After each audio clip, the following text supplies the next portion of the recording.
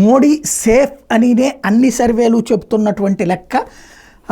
Republic TV ఎన్డీఏకి 359 ఇస్తే India today 361 నుంచి 401 ఇచ్చింది. ఏబీపీ సి ఓటర్ 353 నుంచి 383, టుడే చాణక్య 385 నుంచి 415, న్యూస్ 18 355 నుంచి 370, Times Now 350, Times Now ETG 358, Jan Ki Baat 362 నుంచి 392, న్యూస్ నేషన్ 342 నుంచి 378, దైనిక్ భాస్కర్ 281 నుంచి 350, రిపబ్లిక్ భారత్ మ్యాట్రిజ్ 353 నుంచి 368, India News D Dynamics 371, India TV CNX 371 నుంచి 401, ఎన్డీటీవీ పోల్ ఆఫ్ పోల్స్ 365. టోటల్గా చూస్తే ప్రభుత్వాన్ని ఏర్పాటు చేయడానికి 272 కావాల్సి ఉంది.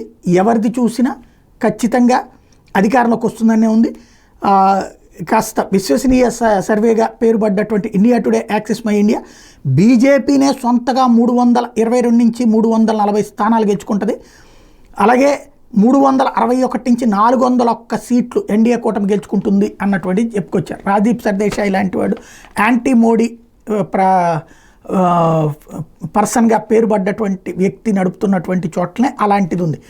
ఓవరాల్గా చూసుకుంటే మోడీ ఖచ్చితంగా విజయం ఖాయం అన్నటువంటిది. ఎక్కడైతే కొన్ని లాస్ అయినవి ఉన్నాయి, ఇది మహారాష్ట్రలో కావచ్చు, తర్వాతన బీహార్లో కావచ్చు, గతంలో వచ్చినన్ని సీట్లని తగ్గుతున్నాయి. ఆ వార బెంగాల్లో పుంజుకుంటోంది, తమిళనాడులో పుంజుకుంటోంది, ఆంధ్రప్రదేశ్లో పుంజుకుంటోంది అన్నటువంటి లెక్కలు. వీటన్నిటి ఆధారంగా చూసుకుంటే ఆంధ్రాలో దాదాపుగా 22 నుంచి 23 భారతీయ జనతా పార్టీ పోటీ చేసిన 6 చోట్ల 4 నుంచి 5 గెలిచేటటువంటి పరిస్థితి ఉంది అన్నటువంటిది వాళ్ళు ఇచ్చినటువంటి సర్వే. దాన్ని బట్టి భారీ మార్పులు వచ్చినట్టే మోడీ సేఫ్ అన్నటువంటిది ఎగ్జిట్ పోల్ సర్వే చెప్తున్న లెక్క.